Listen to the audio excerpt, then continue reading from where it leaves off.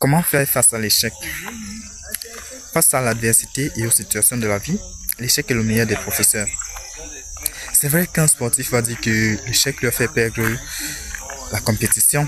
C'est vrai que pour un étudiant ou un élève, il va dire que l'échec a ralenti son cursus. C'est vrai qu'un entrepreneur va dire que l'échec lui a fait perdre beaucoup d'argent. C'est vrai qu'un scientifique va dire que l'échec lui a fait perdre du temps, de l'argent et du matériel. Mais toi, qu'est-ce que tu en retiens de cet échec? Face à l'échec, on a deux choix possibles. Soit tu crèves, soit tu apprends de tes erreurs. Nelson Mandela a dit, je ne perds jamais, soit je gagne, soit j'apprends.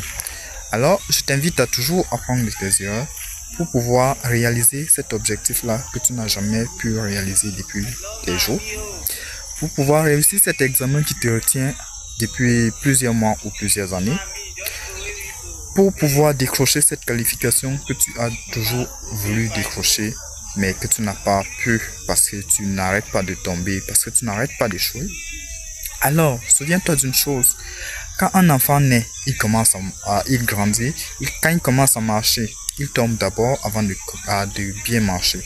Il va tomber de jour en jour, il va s'améliorer. Chaque fois qu'il tombe, il se relève et il continue son apprentissage pour la marche.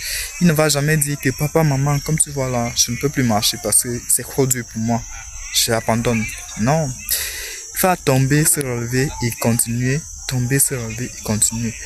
Alors, c'est en tombant qu'il finit par apprendre à marcher et il commence à marcher sans plus tomber.